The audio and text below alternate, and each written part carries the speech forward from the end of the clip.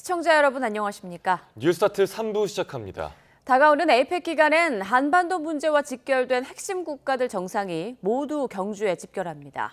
우리로선 대북 공조와 함께 한반도 긴장 완화에 대한 각국의 지지를 끌어낼 중요한 기회가 될 전망입니다. 보도에 이종원 기자입니다. 이재명 대통령은 지난 8월 백악관에서 가진 한미 정상회담 이후 2달 만에 트럼프 대통령과 재회합니다. 관세 후속 협상 문제가 우선적인 관심이지만 첫 만남에서 이 대통령이 제안했던 트럼프의 피스메이커 역할론도 재차 거론될 것으로 보입니다. 한반도 비핵화에 대한 공동의 목표를 재확인하는 것은 물론 북한을 대화로 이끌 구체적인 방안이 논의될지도 주목됩니다. 대통령께서 피스메이커를 하시면 저는 페이스메이커로 열심히 지원하겠습니다. 이 대통령과 다카이치 신임 일본 총리와의 첫 대면은 한미일 협력 강화 기조를 다시 확인하는 자리가 될 전망입니다. 대북 공조 문제도 중요 의제가 될 것으로 보이는데 트럼프 대통령의 방안에 앞서 일본에서 열리는 미일 정상회담을 주목해야 한다는 분석도 나옵니다.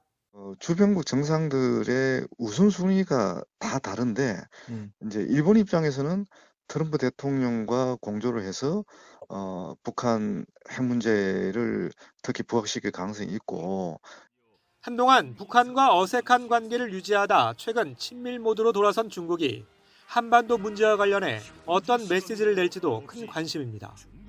지난달 전승절 행사에 김정은 국무위원장을 초청해 시진핑 국가주석 옆에 세웠던 중국은 이달엔 권력세열 2위인 리창 총리를 평양으로 보내 북한을 예우했습니다. 우리로선 11년 만에 방한한 시진핑을 상대로 교류와 관계 정상화, 비핵화를 축으로 하는 이 대통령의 END 구상을 설명하고 중국의 건설적인 역할을 당부할 좋은 기회입니다. 한반도의 안정이 중국 국익에 중요하다는 게 중국의 기본 입장이거든요. 아마 그런 차원에서는 협력 의사를 공개적으로 표출할 가능성도 있죠. 이와 함께 북한의 혈맹이 된 러시아에서도 부총리급 고위 인사가 방한하는 만큼 이번 기회에 악화한 한러 관계를 관리해둘 필요가 있다고 전문가들은 조언합니다. YTN 이종원입니다. 미국 정부가 트럼프 대통령이 이번 아시아 순방에서 김정은 북한 국무위원장을 만나는 일정은 없다고 밝혔습니다. 하지만 변동이 생길 수 있다며 깜짝 회동 가능성의 여지도 남겼습니다. 워싱턴에서 홍성희 특파원입니다.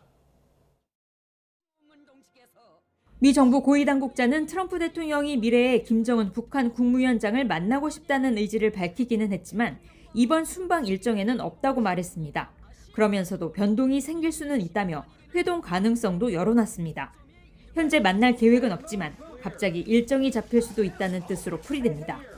우리 정부도 이번 에이펙 정상회의를 계기로 북미 정상회담이 이루어질 가능성은 크지 않다고 판단하고 있습니다.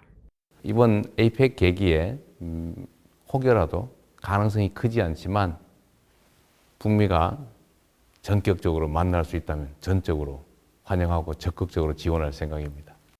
회담 준비를 위한 뚜렷한 조짐도 보이지 않고 있습니다. 트럼프 대통령은 분명히 그런 의지가 대화에 열린 마음을 갖고 계시고 북한도 최근에 그런 조짐이 있습니다만 에이펙 계기 뭐가 이루어질 것이라 하는 그런 어떤 징후는 아직은 없는 상태로 저희는 파악합니다. 다만 북한이 최근 판문점을 청소하는 등 미화 작업에 나섰고 유엔군 사령부가 판문점 특별 견학을 중단하면서 북미 정상회담 성사 가능성에 여전히 관심이 쏠리고 있습니다. 트럼프 대통령도 오는 29일 경주에서 이재명 대통령과의 정상회담에 이어 30일 오전 시진핑 중국 국가주석과 만나는데 출국 전까지 일정은 발표하지 않았습니다. 빅터 차 미 CSIS 한국 석자는 북미 대화와 별개로 한미 정상회담에서 트럼프 대통령이 이재명 대통령의 대북 구상을 지지할 거라고 전망했습니다. He would not have a problem supporting the END initiative because he would see it as part of the overall effort to bring North Korea back to the table. 지난 2019년 6월 판문점 북미 회담도 일본에 머물던 트럼프 대통령이 트위터로 만남을 제안한 지 하루 만에 성사됐습니다. 워싱턴에서 YTN 홍상입니다. 아무래도 이번 경주 에이펙에서 가장 큰 주목을 받는 이벤트는 트럼프 미국 대통령과 시진핑 중국 국가주석의 만남입니다. 전 세계 경제안보 문제와 직결되는 사안이 다뤄질 세기의 담판이 될 걸로 보이지만 갈등을 한 번에 해소할 빅딜은 어려울 거란 관측입니다. 권준기 기자가 보도합니다. 약식회동이 될 거라는 베센트 재무장관 말과 달리 트럼프 대통령은 시진핑 주석과 장시간 회담을 예고했습니다. 양국 간 풀어야 할 문제가 그만큼 많다는 얘기입니다. In South Korea, I'll be meeting with President Xi of China. We'll have a pretty long meeting scheduled. We can work out a lot of our questions and our doubts and our tremendous assets together. 두 사람의 6년 전 마지막 회담과 달라진 점은 중국의 체급이 높아졌다는 겁니다. 전문가들은 두 헤비급 복서의 시합처럼 큰 한방 없는 장기전이 될 것으로 전망했습니다. Both of them can land heavy blows on the other in the trade sector. But there's no knockout blow in this boxing match. 이번 회담을 계기로 중국의 히토류 수출 통제와 미국의 100% 관세 부과는 유예 또는 보류될 가능성이 있지만 빅딜은 힘들 거란 관측이 우세합니다. And that means we're only likely to see a short-term pause in the trade war before they move to the next level of putting pressure on each other to try to get a better outcome in terms of trade relations. 타이완 문제와 러시아산 석유 수입 감축 문제 등은 원론 확인 수준에 그칠 것으로 보이는 가운데 미국과 중국의 관계 정상화 신호만으로도 적잖은 성과로 평가될 것으로 예상됩니다. 시 주석과의 회담 성과를 손에 쥔 트럼프 대통령이 북한 김정은 위원장과의 회담을 무리하게 추진하진 않을 거란 전망도 전문가들은 내놓고 있습니다. YTN 권준기입니다. 에이펙 정상회의 참석을 앞두고 다카이치 사나의 일본 총리가 일본 임시국회 소신표명 연설에서 한국과의 관계 강화에 나서겠다는 뜻을 거듭 밝혔습니다. 이와 함께 한미일 협력도 심화하겠다고 강조했습니다. 도쿄에서 김세호 특파원의 보도입니다. 총리가 정권의 국정 운영 방향을 설명하는 국회 소신표명 연설. 취임 후 첫 소신표명 연설에 나선 다카이치 총리는 한국과의 관계를 강화하겠다고 밝혔습니다. 重要な隣国である韓国とは首脳間の対話を通じ関係強化を図りたいと考えます。 앞서 지난 21일 취임 후 첫 기자회견에서도 미래지향적으로 한일 관계를 발전시키고자 한다며 한국에 대한 친밀감을 드러내기도 했습니다. 韓国海苔は大好き。韓国コスメも使ってます。韓国ドラマも見ております。 우리 정부도 새로 출범한 다카이치 내각과의 의사소통을 위해 물밑 접촉을 이어가고 있습니다. 위성락 국가안보실장은 1박 2일 일정으로 일본을 방문해 일본 정부 당국자와 정관계 주요 인사들을 만났습니다. 다카이치 총리가 이번 달 말 경주 에이펙 정상회의에 참석하는 만큼 한일 정상회담 일정이나 의제에 대한 조율이 이루어졌을 것으로 보입니다. 다카이치 총리는 또 다음 주 일본을 방문하는 트럼프 미국 대통령과 신뢰 관계를 구축해 미일 관계를 더 높은 수준으로 올리겠다고 밝혔습니다. 이어 한미, 미일, 필리핀 등 다각적 안보 협의도 심화할 것이라고 말했습니다. 이 밖에 다카이치 총리는 2027년도까지 방위비를 GDP 대비 2% 수준으로 올리기로 한 목표를 2025년도로 앞당기겠다며 방위력 강화 방침을 분명히 했습니다. 도쿄에서 YTN 김세호입니다. 갭 투자로 논란을 일으킨 이상경 국토교통부 1차관이 사의를 표명했습니다. 국토교통부는 이 차관이 어제 저녁 사의를 표명했다며 언론에 공지했습니다. 이 차관은 지난해 7월 경기도 성남시 분당구에 있는 고가의 아파트를 산 뒤 전세 계약한 사실이 드러나 갭 투자 논란에 휩싸였습니다. 여기에 한 유튜브 채널에 출연해 돈을 모아 집값이 내려가면 사면 된다고 발언해 여론의 문매를 맞았습니다.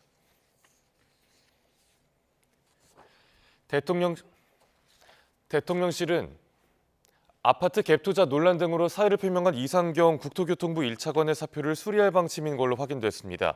대통령실 핵심 관계자는 어제 YTN과 통화에서 이같이 밝히고 이번 주말 사이 이재명 대통령의 결재가 이뤄질 것 같다고 말했습니다. 이재명 대통령은 수도권 집값 문제가 계속 시정되지 않으면 일본처럼 언젠가 잃어버린 30년이 시작될 거라고 지적했습니다. 이 대통령은 대구 엑스코에서 열린 타운홀 미팅에 참석해 부동산 문제를 해결하기 위해서라도 지역균형 발전은 정말 중요한 과제라며 이같이 말했습니다. 또 박정희 전 대통령의 경제발전 공적과 함께 재벌체제, 수도권 집중 등 부작용을 언급한 뒤 한때 효율적이더라도 이제 한계가 드러난 거라며 그때 정책이 잘못됐다는 게 아니라 새 시대에는 새 길을 찾아야 한다는 거라고 강조했습니다. 그러면서 지역균형 발전이 지역을 위한 배려가 아닌 대한민국의 생존을 위한 마지막 탈출구이자 필수 전략이라며 새 정부의 핵심 정책으로 흔들림 없이 강력히 추진하겠다고 공언했습니다. 11호 대책 발표 이후 연일 부동산 총공세를 펴는 국민의힘은 서울 상계동 재개발 현장을 찾아 성난 민심을 공략했습니다. 이딴 실언으로 골머리를 앓고 있는 민주당은 조용히 튼튼하게 정부를 지원하겠다면서 내부 입단속에 나섰습니다. 박정현 기자입니다. 차 한 대 다니기도 좁은 주택가 골목길, 뒤편 신축 아파트 단지와는 딴 세상입니다. 국민의힘 부동산 특위는 서울시와 함께 상계동 재개발구역에서 첫 현장 회의를 열었습니다. 특위 위원장을 자처한 장동혁 대표, 재정비가 시급한 이곳마저 규제 지역으로 묶여 주민들 시름만 깊어지고 있다며 여권 내 내로남불을 이렇게 저격했습니다. 접시까지 다 삼켜놓고 국민들을 향해서는 집 한 채 내 집 마련조차 죄악이라고 손가락질하는 그런 국토부 차관을 비롯한 관련 공무원부터 즉각 경질하는 것이. 오세훈 서울시장은 지난 4년 씨를 뿌려 이제 줄기가 올라왔는데 이재명 정부가 제초제까지 뿌렸다며 토어제를 부각했습니다.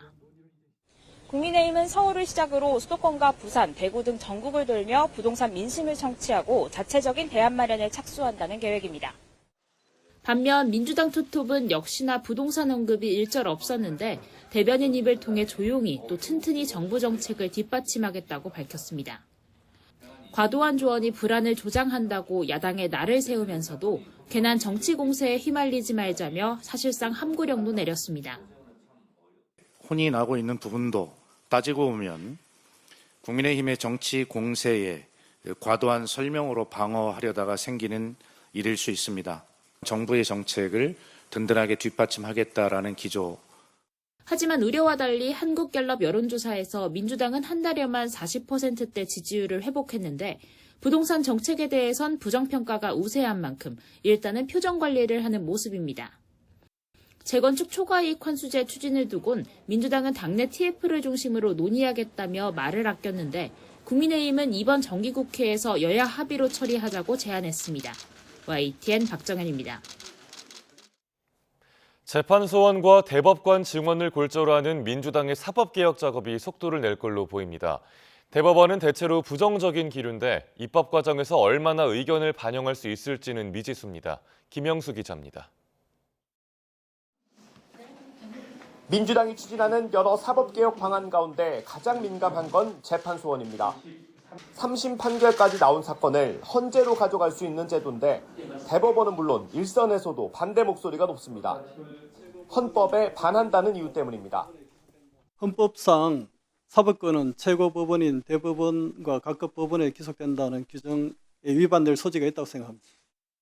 재판 내용은 다루지 않는다지만 대법원의 최종 판단을 헌재가 다시 들여다본다는 데도 예민합니다. 최고법원 위상을 놓고 두 기관이 오랫동안 긴장 관계였던 배경입니다. 법원의 재판을 헌법소원 심판의 대상에서 포함시켜야 한다는 견해는 기본권 보호의 측면에서 보다 이상적이지만 이는 입법자가 해결해야 할 과제라고. 사법개혁의 또 다른 축은 현재 14명인 대법관을 26명으로 늘리는 겁니다. 지난달 법원장 회의에서 이미 논의 속도가 너무 빠르다거나 1, 2심 기능이 약화할 수 있다는 일선의 우려가 공유됐고 법원장들은 사실심 강화가 우선 과제라고 공개적으로 의견을 밝혔습니다. 사실상 반대에 가깝습니다. 신속하고 공정한 재판을 제공할 수 있는 그런 시스템이 서민들에게 진정으로 필요한 것이 아니냐 이런 관점에서 그쪽에 최대한의 어떤 사법 자원을 투입해야 된다라는 것이 저희들의 기본적인 생각입니다. 사법부 수장은 일단 말을 아끼며 대응 방안을 고심하고 있습니다. 국정감사 관계로 아직 우리 내부적인 이야기를 못 나눴습니다. 나중에 이야기 다 해서 논의되는 대로 알려드리겠습니다. 재판 소원 제도를 제외하고 대법원이 사법개혁안에 대해 목소리를 낼 수 있는 시간은 민주당이 구상한 시간표에 따라 이제 한 달 정도 남았습니다. 다만 정치권의 개혁 드라이브가 조희대 대법원장을 겨냥한 거라는 해석이 많은 만큼 입법안에 사법부의 대안이 들어갈 수 있는 틈은 크지 않아 보입니다. YTN 김영수입니다. 김용현 전 국방부 장관이 경호처장으로 재직할 당시 수백억 원 규모의 군중감시 연구개발 사업을 추진했던 걸로 드러났습니다. 국회 과학기술정보방송통신위원회 소속 더불어민주당 이훈기 의원은 김 전 처장이 카메라로 사람 얼굴을 인식해 위험 인물을 판별하는 한국판 빅브라더 사업을 수주했다고 밝혔습니다.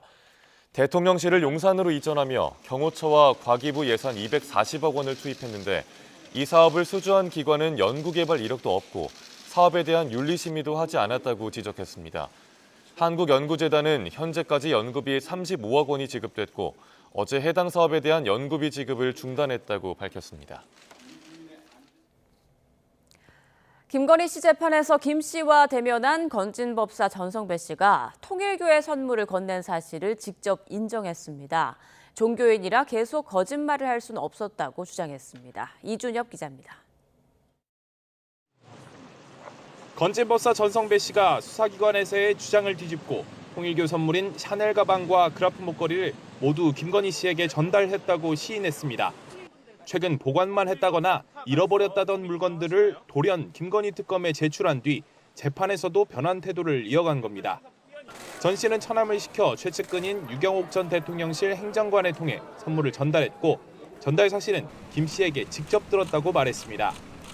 정확한 시점은 불분명하지만 지난해 김 씨가 선물 준 사람에게 다시 돌려주라면서 목걸이 등을 다시 줬다고 설명했는데 이후 선물을 건넨 윤영호 전 세계본부장에게 반환하려 했지만 기회를 놓쳐 자신의 집에 물건을 보관해왔다는 취지로 주장했습니다. 정반대로 바뀐 진술에 대해 전 씨는 수사 과정에서는 거짓말을 했다고도 인정했습니다. 김 씨가 시켰느냐는 물음엔 내 재판에서 말하겠다며 답을 피했습니다. 대신 진술 번복의 계기에 대해 재판부에서만큼은 진실을 이야기하는 게 맞겠다고 생각해서라고 말했습니다. 자신이 어찌됐든 종교인인데 거짓말을 계속할 수는 없지 않겠느냐고 했는데 따로 발언 기회도 얻으며 같은 주장을 거듭 강조했습니다. 전 씨는 그러나 통일교 측의 각종 청탁에 대해서는 대체로 구체적이지 않아 진지하게 듣지 않았다며 청탁 대가로 선물을 받은 건 아니라고 반박했습니다. 김 씨는 변호인과 잠깐씩 이야기를 나눌 때 외에는 전 씨가 말하는 내내 대체로 고개를 숙이고 듣기만 했습니다. 이번 4차 공판에선 김영선 전 의원과 윤 전 세계본부장의 증인 신문도 진행됐습니다. YTN 이준엽입니다. 최상병 특검은 구속영장이 기각된 이종섭 전 국방부 장관 등 수사외압 의혹 피의자들의 범죄 사실을 재판 과정에서 계속 다퉈나갈 거라고 밝혔습니다. 하지만 의혹의 정점인 윤석열 전 대통령에 대한 수사는 속도 조절이 불가피해졌습니다. 권준수 기자가 보도합니다. 최상병 특검이 이종섭 전 국방부 장관 등 주요 피의자 7명을 상대로 무더기 구속영장을 청구했지만 법원은 증거인멸 우려가 있다고 본 임성근 전 해병대 사단장을 제외하고 모두 기각 결정을 내렸습니다. 최진규 전 대대장을 제외한 이들의 공통된 혐의는 직권남용 권리행사 방해, 즉 수사 외압 의혹과 관련된 내용이었는데 재판부는 기본적인 사실관계는 어느 정도 인정되지만 법리적인 면을 재판 과정에서 다퉈나갈 필요가 있다고 봤습니다. 특검은 아쉬움을 표하며 직권남용 혐의 자체가 다툼이 치열하게 이루어지는 부분이 있지만 지금까지 수사한 내용을 통해 입증이 충분히 가능하다고 강조했습니다. 다만 향후 수사와 재판이 쉽지만은 않을 것으로 보입니다. 일단은 법원에서 일련의 조치가 주무장관으로서의 정당한 권한 행사였다고 항변해온 이 전 장관 측 주장을 일정 부분 받아들인 셈이 됐기 때문입니다. 당시 국방부 장관이 정당한 자신의 권한을 행사했다고 볼 여지도 있을 뿐만 아니라 지체 없이 이첩하지 못하도록 했다는 직권남용 권리행사 방해죄 전반적인 법리 설명이 부족하다는 판단에 이른 것으로 보입니다. 특검은 모든 의혹의 정점인 윤 전 대통령은 아직 소환 일정을 잡지 못했는데 한 달여 남은 기간 안에 수사를 끝내야 하는 상황이라 부담은 더 커질 수밖에 없습니다. 무리하게 영장을 청구한 게 아니냐는 비판에 대해 특검은 동의하기 어렵다는 입장을 밝힌 가운데 영장 재청구 계획도 결정된 바 없다며 신중한 태도를 보였습니다. YTN 권준수입니다. 최상병 특검이 청구한 구속영장이 잇따라 법원에서 기각되자 민주당이 다시 사법부에 대한 압박의 고삐를 쥐고있습니다. 조희대 대법원장의 사퇴를 거듭 요구하면서 잘못된 판결을 하면 처벌하는 법 왜곡죄를 시급히 처리하겠다고 예고했습니다. 윤웅성 기자입니다. 임성근 전 해병대 1사단장을 제외한 최해병 순직 사건 나머지 피의자들의 구속영장이 줄줄이 기각되자 민주당의 관역은 다시 사법부를 향했습니다. 정청래 대표는 말맞추기와 증거인멸 우려가 큰 상황에서 사건 관련자들을 풀어주는 건 납득하기 어려운 판결이라고 비판했습니다. 이어 사법부 독립을 외치는 조희대 대법원장은 왜 완전히 장악될 수 있었던 비상계엄 때는 침묵했느냐며 거취결단을 재차 압박했습니다. 12.3 비상계엄 때 침묵하고 내란이 진압되자 사법부 독립운동하는 걸 보니 참 비겁한 기회주의자 같습니다. 알아서 처신하시기 바랍니다. 민주당 현역 의원 가운데 처음으로 대법원장 탄핵 주장도 나왔습니다. 조희대부터 탄핵을 하고 수사를 해야 돼요. 사법부 싹을 잘라야 돼. 민주당은 검사든 판사든 법을 잘못 적용했다면 처벌해야 한다며 법 왜곡죄 추진도 거듭 강조했습니다. 그러자 국민의힘 장동혁 대표는 법 왜곡죄로 가장 먼저 처벌받을 사람은 3대 특검의 특별검사들이라고 반박했습니다. 특히 최상병 사건 수사 외압 의혹 당사자들의 영장이 기각된 건 그동안의 민주당 공격이 허상임이 드러난 거라고 주장했습니다. 수사 외압과 관련된 사람은 단 한 명도 영장이 발부되지 않았습니다. 그렇다면 왜 이 특검을 시작한 것입니까? 국민의힘은 김건희 특검 조사를 받다 숨진 양평 공무원처럼 회유와 강압 수사 피해를 호소하는 제보가 들어온다고 으름장도 놨습니다. 다른 분도 완전히 동일한 회유와 강압으로 지금 정신병에 가까운 트라우마를 겪고 계신 분이 제보가 들어와 있습니다. 삼권 분립 논란을 의식한 듯 민주당은 대법원장 탄핵 주장이 지도부 입장은 아니라고 선을 그었습니다. 하지만 당대표가 연일 사퇴를 압박하면서 이미 결론은 정해진 것 아니냐는 시선도 적지 않습니다. YTN 윤홍성입니다. 대학생 박모 씨가 숨진 캄보디아 보코산 단지 조직에 마지막까지 잡혀 있었던 한국인 피해자는 조직원들로부터 현지 경찰과 유착돼 있으니 신고는 꿈도 꾸지 말라며 폭행당했다고 말했습니다. 이 조직의 구체적인 실체가 아직 드러나지 않은 가운데 하이종이라고 불리는 총책보다 윗선이 있었다는 증언도 나왔습니다. 김희영 기자가 보도합니다. 지난 4월 지인에게 캄보디아 사무직 일자리를 소개받고 출국한 A씨는 도착 후 통장을 뺏기고 이리저리 팔려다니다가 보코산 단지에 있는 한 조직에 넘겨졌습니다. 대학생 박모 씨가 고문을 당한 채 팔려와 숨진 곳으로 이른바 하이종이라는 이름으로 불리는 인물이 총책으로 알려진 범죄 조직이었습니다. A씨는 이곳에 갇혀 지낸 지 얼마 되지 않았을 때 함께 있던 다른 한국인이 외교부와 경찰 등의 피해를 신고하겠다며 이름과 생년월일을 받아갔다고 말합니다. 그런데 1, 2주 뒤 신고하겠다고 나선 한국인과 인적 사항을 건넨 이들은 갑자기 조직원들에게 불려가 폭행당했습니다. A씨는 정확한 경로는 알 수 없지만 자신들의 신고 내용이 현지 경찰을 통해 조직에 흘러들어간 것으로 의심하고 있습니다.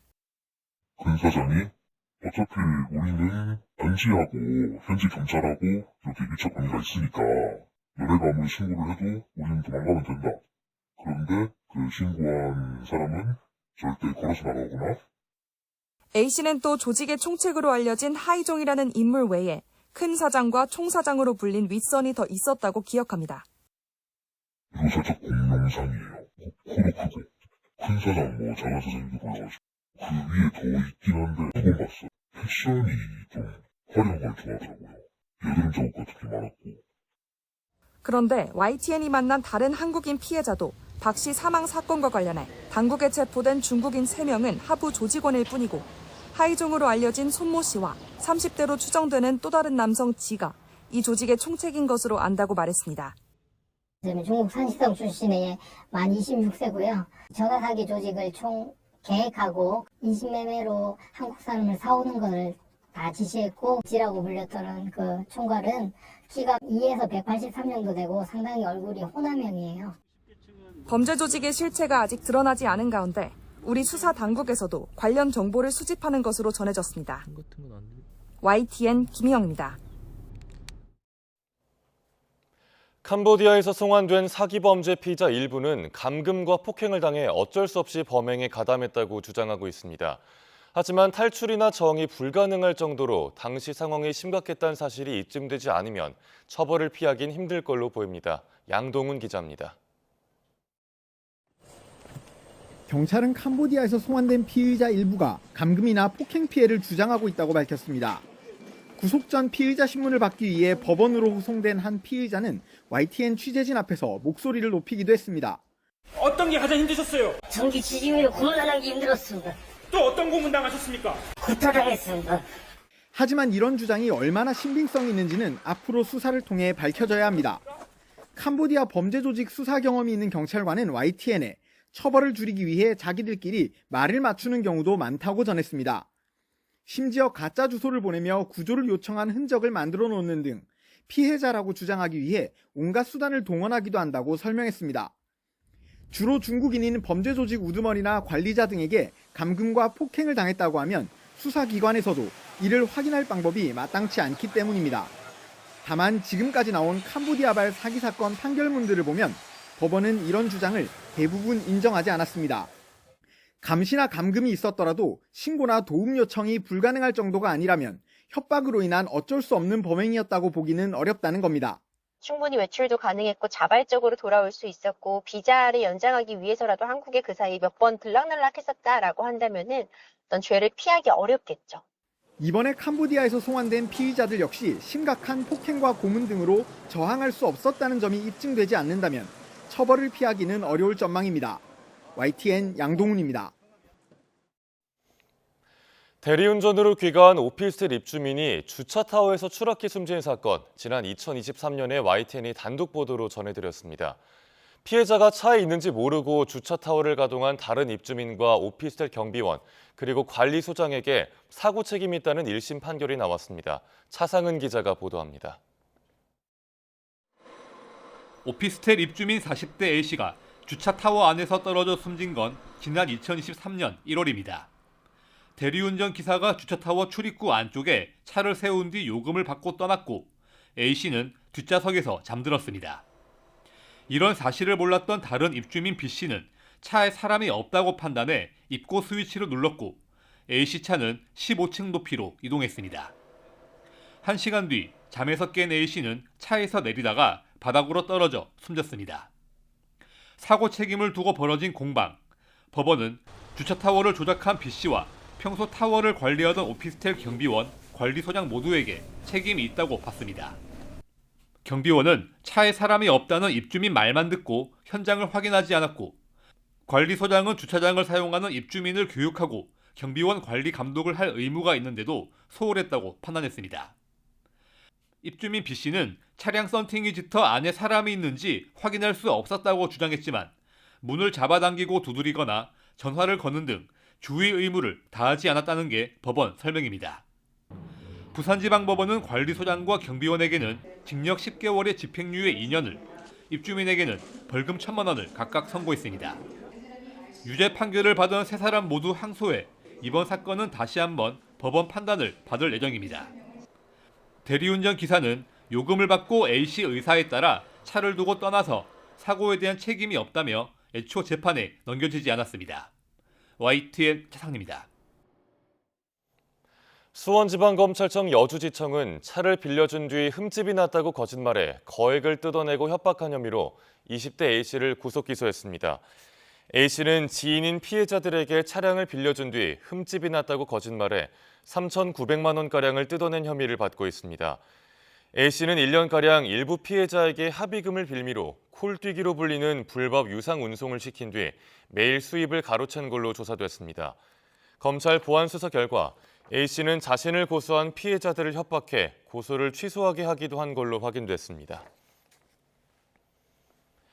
경기 북부경찰청은 여학생들의 신체를 불법으로 촬영한 혐의로 50대 남자 교사 A씨를 입건해 수사하고 있다고 밝혔습니다.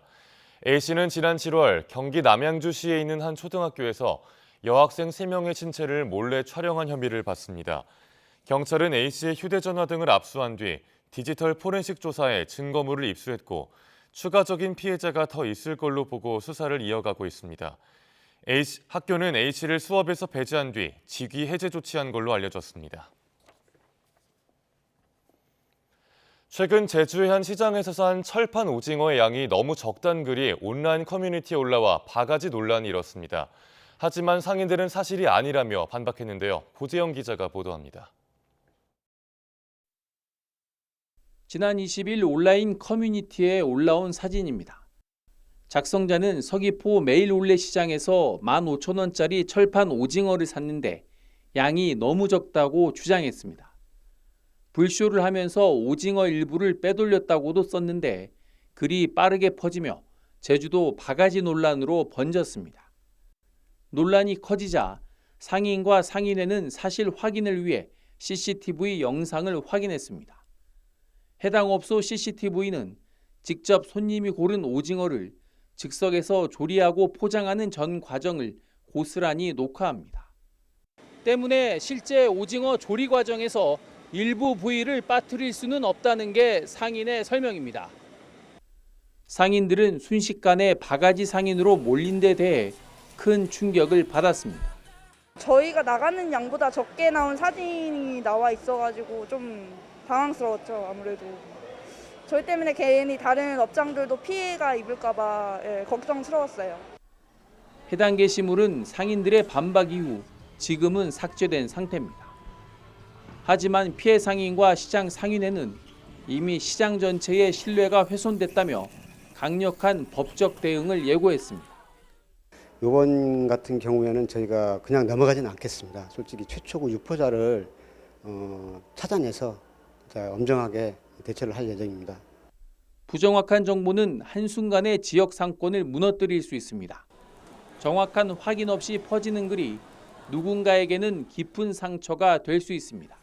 YTN 고재영입니다. 북한군 수십 명이 최근 군사분계선을 넘었다가 경고 사격을 받고 되돌아간 데 이어 북한군 귀순이 있었던 중부전선에서도 비슷한 일이 발생했습니다.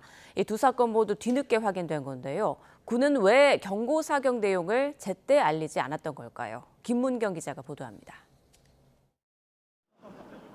북한군 한 명이 강원도 중부전선 비무장지대 군사분계선을 넘은 시점은 지난 19일 오전 7시. 도보로 넘어온 북한군이 우리 군의 귀순 의사를 밝혔는데 7시간 뒤 이번에는 무장한 북한군 2명이 군사분계선을 넘는 모습이 포착됐습니다. 이들은 우리 측 최전방 서쪽 지비압 200m까지 왔다가 경고 사격을 받고 돌아갔습니다.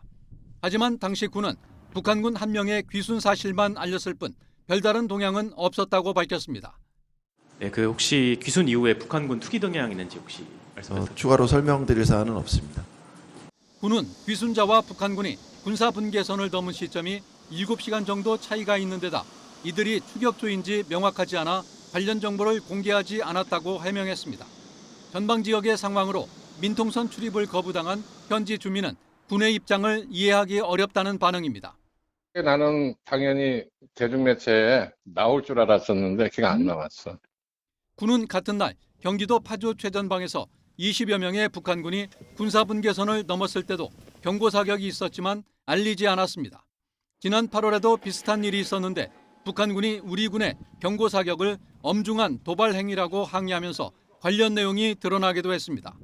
최전방의 긴박한 상황을 알리지 않은 것에 대해 남북 관계를 고려했다는 관측도 나오지만 경고 사격의 책임을 둘러싸고 북한에 빌미를 줄 수 있다는 지적도 나옵니다. YTN 김문경입니다. 미 연방정부의 일시적 업무 중지 셧다운이 20여일째 이어지는 가운데 백악관에서는 3억 달러가 들어가는 무도회장 신축 공사가 이번 주부터 시작됐습니다.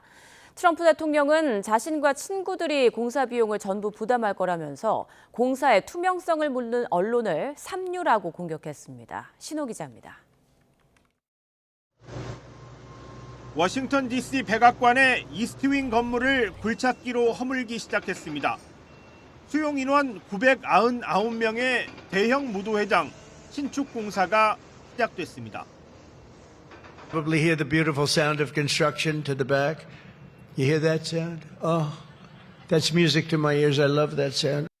트럼프 대통령은 백악관 집무실에 새 건물 모형까지 갖다 놓고 홍보에 열을 올렸습니다. 연방 정부의 일시적 업무 정지, 셧다운이 20여일째 이어지는 가운데 대규모 백악관 증축 공사가 논란을 몰고 왔기 때문입니다. The East Wing of the White House is being demolished so that Donald Trump can construct a ballroom where he will be celebrated like a king. 100년 넘는 역사를 가진 이스트윙의 가치를 훼손한다는 지적부터 국가수도계획위원회 승인을 건너뛰었다는 절차적 문제도 제기됐습니다. 2억 달러에서 3억 달러로 증가한 공사비가 투명하지 않다는 질문을 하는 기자는 이렇게 면박줬습니다. I haven't been transparent. Really? I've shown this to everybody that would listen. Third-rate reporters didn't see it because they didn't look. You're a third-rate reporter, always have been. 백악관과 공화당은 이번 공사비를 트럼프 대통령과 그 후원자들이 부담한다고 강조했지만 이들의 이해 충돌 가능성은 여전히 제기되고 있습니다. It's not even taxpayer money. It's going to be a permanent renovation that'll enhance the White House for all future presidents. 이번 주부터 시작된 백악관의 베르사유풍 황금빛 무도회장 공사는 트럼프 대통령 임기가 끝나는 2029년 1월 훨씬 전에 끝날 거라고 백악관은 밝혔습니다. YTN 신호입니다. 러시아 수도 모스크바 인근이 현지 시간 24일 우크라이나 드론 공격을 받았습니다. 모스크바 시장은 국방부 방공 시스템이 모스크바로 날아오던 드론 석 대를 격추했다고 밝혔고, 모스크바 주지사는 모스크바 외곽 크라스노고르스크의 아파트 14층이 드론 공격을 받아 소년을 포함해 5명이 다쳤다고 전했습니다.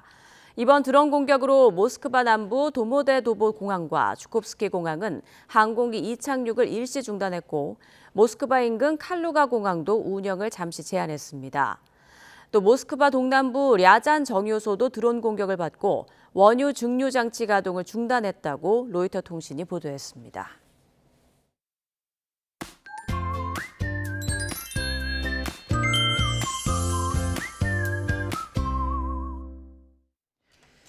오대산에 이어 강원도 설악산은 이번 주가 단풍이 절정입니다. 날은 흐려도 완연한 가을이라 활동하기 좋겠는데요. 현재 서울 기온은 12.8도로 쌀쌀하지 않고 낮에는 18도까지 오르겠습니다. 일요일인 내일도 활동하기 좋겠는데요. 하지만 내일 오후부터는 찬 공기가 내려오면서 월요일부터는 초겨울 추위가 찾아옵니다. 강원 산간은 올가을 첫 한파특보 가능성도 있습니다. 동해안은 연일 비가 이어지고 있는데요. 오전까지 경북 동해안과 제주도, 오후까지 경북에 비가 조금 오겠습니다. 현재 기온 살펴보겠습니다. 현재 춘천이 10.3도, 청주 13.8도, 대구가 13.1도고요. 낮 기온은 서울이 18도, 춘천도 18도, 대전과 전주 20도, 대구 21도, 부산은 23도까지 오를 것으로 보입니다. 다음 주에는 가을과 겨울을 넘나듭니다. 급변하는 기온에 감기 걸리지 않도록 건강관리 잘 해주시길 바랍니다. 날씨였습니다. 뉴스타트 3부 마칩니다. 시청해주신 여러분 고맙습니다.